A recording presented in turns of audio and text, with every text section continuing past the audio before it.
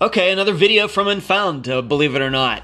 I thought I needed to do this because I thought that when Jennifer and I were talking over the different directions and how far she was away and which way Keith ran, that it wasn't quite clear enough for audio. Of course, we did this for the Travis Morrow case, which certainly needed some video as well.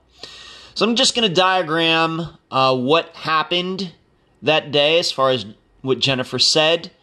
And then I think this will give you a better idea of what was going on that day. I'm just going to use my pen to, like I did for the other video, for the Travis Morrow video. Right down here in one of these houses is where Jennifer lived at the time. This is the house that she and Keith shared until she kicked him out.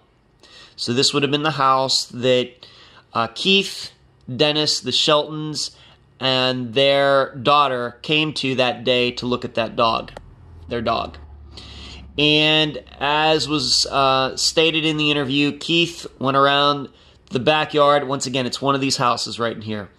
Went around the backyard. Something happened. He came back. He was enraged. Jennifer said that she'd never seen him like that before. They put him back into the car, and they took off.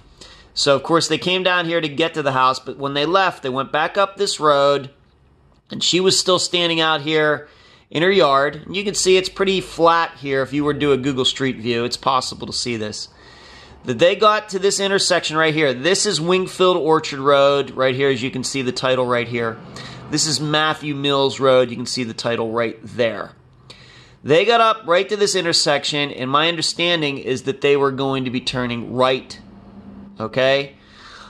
And what happens was they stopped at the stop sign. Right away, Keith jumps out, and he jumped out, and he didn't run back this way toward the house.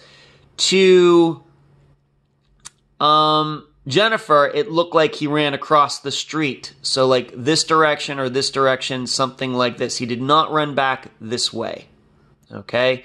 That is when she ran back inside. She was going to call 911.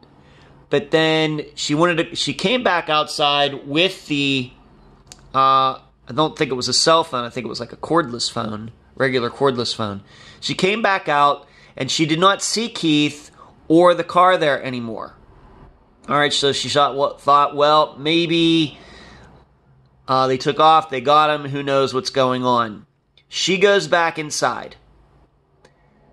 15 minutes later, Dennis and the other people, they come back in the car, pull into the driveway.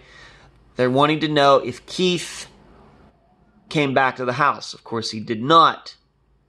So what then happened was they went back out there and they described where Keith ran into the woods. And so I'm going to move this up a little bit. All right, to give you a better idea. Once again, Wingfield Orchard Road goes like this.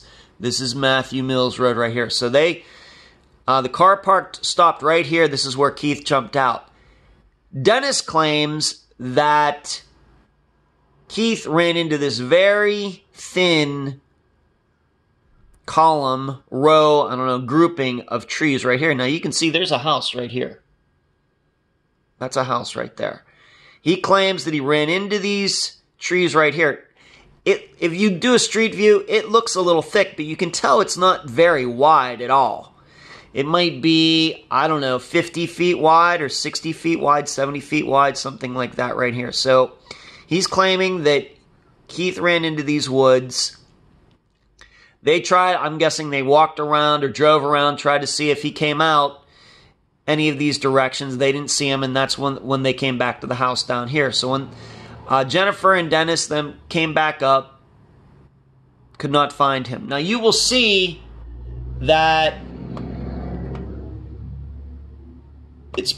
let me zoom this out a little bit. Now, I'm not saying this is a small area, but it's not exactly a large area to search either. This is the extent of it. Now, granted, if he came out and went over here, anything's possible, but you'll see that there's an opening right here, there's a clearing right here, there's a clearing over here. Of course, this is all trees and woods and everything, but it kind of thins out up here. There's a road over here, and of course this road runs over there. So it's not like running in there. This is like miles and miles and miles, as far as the eye can see of woods. It's not. So it is possible that Keith got in here, maybe came out here, ran this direction, came out, ran this direction, or maybe he made it the whole way through. If we're to believe that he went into these woods and Dennis and the others never saw him again. Now, the other part of this, something that Jennifer and I talked about, was she talked about some people that lived nearby who were into drugs, and she even alleged that Keith maybe had gotten some drugs off them in the past when he had lived at the house. They lived, I'm not going to point in there at the house or anything, but they lived down in this direction. So her house is here. Keith was seen getting out of the car over here, and she tells me that the people lived south. This is, of course, this is north, that's south, west, east. So he's up here north of her house, but these places are down here south of her house. So is it possible that maybe Keith was ticked off that they weren't going in this direction and he wanted to buy some drugs? Let's just say he got ticked off, got out of the car and ran this direction. Well, maybe, but why didn't he stay on the road? Why didn't he stop back at Jennifer's house?